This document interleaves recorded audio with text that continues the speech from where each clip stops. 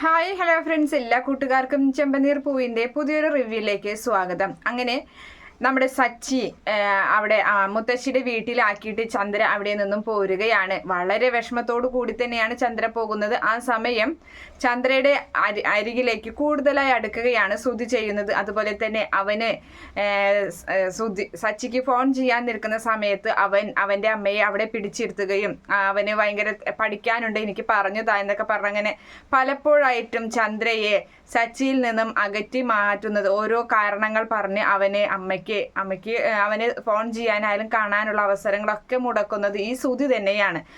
അങ്ങനെ അതിനുശേഷമാണെങ്കിൽ 6 കൊല്ലം അത് അവസാനിച്ചിരിക്കുകയാണ്.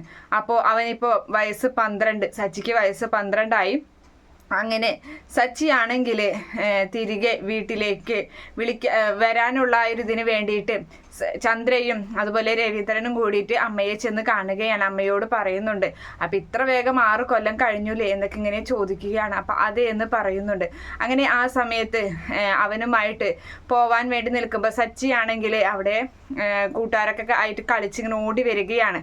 അപ്പം ആ സമയത്ത് അമ്മയെ കണ്ട ഓർമ്മ പോലും സത്യത്തിൽ സച്ചിയുടെ മനസ്സിലില്ല. കാരണം 6 വർഷം കഴിഞ്ഞു തൻ്റെ അമ്മയെ കണ്ടിട്ട്. അപ്പം അമ്മയോട് നല്ലൊരു അകൽച്ച തന്നെ സച്ചിക്ക് ഉണ്ടായിട്ടുണ്ട്. ആ സമയത്ത് സുധിയും അവരുടെ കൂടെ വന്നിട്ടുണ്ട്. അങ്ങനെ ആ സമയത്ത് അവൻ വേഗം തന്നെ അച്ഛനെ കാണുമ്പോൾ അച്ഛ എന്ന് പറഞ്ഞ് അച്ഛൻ്റെ അരികിലേക്ക് ഓടിച്ചെല്ലുകയാണ്. പക്ഷേ അമ്മയെ ഒന്നും മൈൻഡ് ചെയ്യുന്നു പോലുമില്ല. അപ്പം മോനെ എന്ന് ചന്ദ്ര വിളിക്കുന്നുണ്ട്. അപ്പം ആ സമയത്ത് ചന്ദ്രയെ മൈൻഡ് ചെയ്യാതെ, മോനോ, എനിക്ക് ഇങ്ങനെ ഒരു അമ്മയെ ഓർമ്മ പോലുമില്ല, എനിക്ക് ഇത്രയും വർഷമായതുകൊണ്ട് എൻ്റെ അമ്മയുടെ മുഖം ഞാൻ മറന്നുപോയി എന്ന് സച്ചി മുഖത്ത് നോക്കി പറയുകയാണ്. അങ്ങനെ ഇനി എന്തായാലും അങ്ങനെയൊന്നും ഉണ്ടാകില്ല, നമ്മുടെ വീട്ടിലേക്ക് പോവാൻ പോവുകയാണ് എന്ന് ചന്ദ്ര മറുപടി പറയുന്നുണ്ട്. അപ്പോൾ ആ സമയത്ത് ഞാൻ വരില്ല, ഞാനിവിടെ മുത്തശ്ശിയുടെ അരികിൽ തന്നെ നിന്നോളാം, എനിക്ക് നിങ്ങളുടെ കൂടെ വരണ്ട എന്ന് പറയുന്നുണ്ട്. എൻ്റെ ഫ്രണ്ട്സ് എല്ലാവരും ഇവിടെ തന്നെയാണുള്ളത്, അതുകൊണ്ട് ഞാൻ വരില്ല എന്ന് അവനങ്ങനെ ശാഠ്യം പിടിക്കുകയാണ്. അപ്പോൾ മുത്തശ്ശിയാണെങ്കിലും അമ്മ സ്നേഹത്തോടു കൂടിയൊക്കെ ഇങ്ങനെ വിളിച്ചിട്ട്, മോനെ അങ്ങനെ പറയല്ലേ, ആ ജോത്സ്യൻ അങ്ങനെ അപകടം വരുമെന്ന് പറഞ്ഞത് കൊണ്ടല്ലേ മോൻ ഇത്രയും നാളെ ഞാൻ അകറ്റി നിർത്തിയത്, മോൻ വരണം എൻ്റെ കൂടെ, മോനില്ലാതെ ആയപ്പോൾ എനിക്ക് എന്തൊരു വിഷമമായിരുന്നു എന്നറിയോ എന്നൊക്കെ ഇങ്ങനെ ചന്ദ്ര പറഞ്ഞ് അവനെങ്ങനെ സമാധാനിപ്പിക്കുന്നുണ്ട്. അതുപോലെ തന്നെ രവീന്ദ്രൻ അവരെ കാര്യങ്ങൾ പറഞ്ഞ് മനസ്സിലാക്കാൻ ശ്രമിക്കുകയാണ്. പക്ഷെ അവനൊരു പൊടിക്ക് അനുസരിക്കുന്നില്ല. അവന് വേണ്ട, ഞാൻ വീട്ടിലോട്ട് വരില്ല എന്ന വാശിയിൽ തന്നെയാണ്. അങ്ങനെ അവൻ്റെ വാശിയൊന്നും വകവയ്ക്കാതെ അവനെ പിടിച്ച് വലിച്ച് അവിടെ നിന്നും വീട്ടിലോട്ട് കൊണ്ടുപോവുകയാണ്. പക്ഷെ അവിടെ എത്തിയിട്ടും ചന്ദ്രയോട് വളരെ പ്രതിഷേധമാണ് കാണിക്കുന്നത് സച്ചി.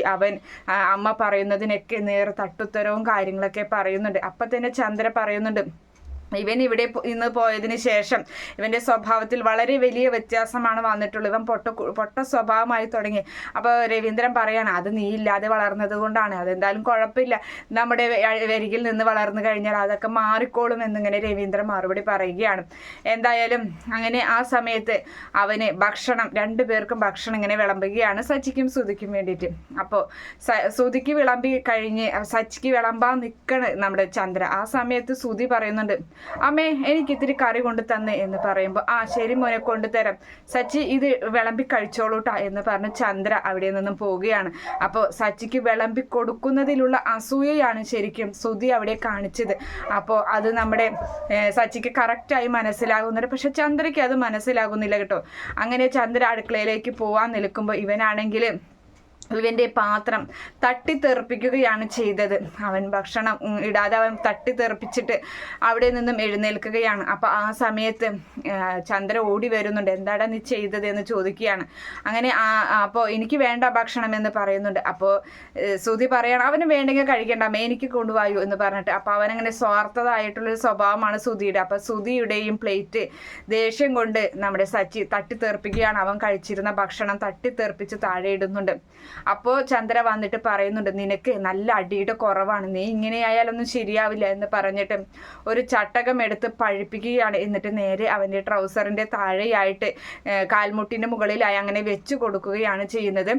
അപ്പോൾ അവൻ പൊട്ടിക്കരയുന്നുണ്ട്. അങ്ങനെ ആ സമയത്ത് അവനാണെങ്കിൽ അവൻ്റെ അവിടുത്തെ ഫോൺ എടുത്തിട്ട്, അന്ന് ലാൻഡ് ഫോണാണല്ലോ, അപ്പോൾ ആ ഫോൺ എടുത്തിട്ട് അമ്മൂമ്മയെ വിളിക്കുകയാണ്, മുത്തശ്ശിയെ വിളിക്കുകയാണ്. എന്നിട്ട് പറയുന്നുണ്ട്, മുത്തശ്ശി എനിക്ക് ഇവിടെ നിൽക്കണ്ട, എന്നെ അമ്മ ചൂട് വെച്ചു, ചട്ടകം പഴിപ്പിച്ച് വെച്ചു എന്ന് പറയുമ്പോൾ മുത്തശ്ശിക്ക് അത് വിഷമാവുന്നുണ്ട്. മുത്തശ്ശി പറയാണ്, അവളിൽ ഫോൺ കൊടുത്തേ എന്ന് പറയാണ്. അപ്പോഴേക്കും ചന്ദ്ര അവിടെ വന്ന് നിൽക്കുന്നുണ്ട്. അപ്പോൾ സച്ചി ഫോൺ കൊടുക്കുന്നുണ്ട്. അപ്പോൾ ചന്ദ്രയെ വഴക്ക് പറയുകയാണ് നമ്മുടെ അമ്മ. അപ്പോൾ ആ സമയത്ത് നീ എന്തിനാടി ആ കുട്ടിയെ പൊളിച്ചത്? അപ്പോൾ അവൻ്റെ സ്വഭാവം വളരെ വ്യത്യാസമാണ്, ഇവിടെ നിന്ന് പോയ പോലെ ഒന്നല്ല, നിങ്ങൾ വളർത്തിയതിൻ്റെ ദോഷമാണ് അവനിൽ വന്നിട്ടുള്ളത് എന്നൊക്കെ പറയുന്നുണ്ട്. അപ്പോൾ മുത്തശ്ശി ചീത്ത പറയുകയാണ്, നീ വല്ല ജോത്സ്യൻ്റെ വാക്കും കേട്ട് ഇവിടെ ആക്കി പോയിട്ട് ഇപ്പോൾ കുട്ടീനെ കുറ്റം പറയുന്നു, അതിനൊക്കെ കാരണം നീ തന്നെയാടി എന്നൊക്കെ പറഞ്ഞിട്ട് അമ്മായിമ്മയാണെങ്കിലും മരുമോളെ വഴക്ക് പറയുകയും ചെയ്യുന്നുണ്ട്. എന്തായാലും അതൊക്കെ തന്നെ സച്ചിക്ക് സച്ചി അപ്പോഴും അമ്മയുടെ അരികിൽ നിന്ന് അകന്ന് നിൽക്കുകയാണ്. ഓരോ അവസരവും നമ്മുടെ സുധിയാണെങ്കിൽ മുതലാക്കുകയും ചെയ്യുന്നുണ്ട്. അങ്ങനെ സുധി പഠിക്കുന്ന സ്കൂളിൽ തന്നെ ചേർത്താനാണ് ഇവരൊക്കെ തീരുമാനിച്ചിരിക്കുന്നത്. അങ്ങനെ സുധി പഠിക്കുന്ന സ്കൂളിൽ രണ്ടുപേരെയും ചേർത്തുകയാണ്.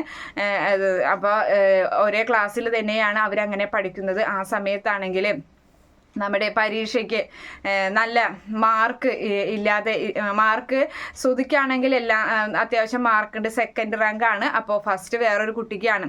അപ്പോൾ സച്ചിയുടെ പേപ്പറിലാണെങ്കിൽ നല്ല മാർക്ക് കുറവാണ്, ക്ലാസ്സിലെ ഏറ്റവും ബാഡ് കുട്ടി എന്ന് പറയുന്നത് സച്ചിയാണ്.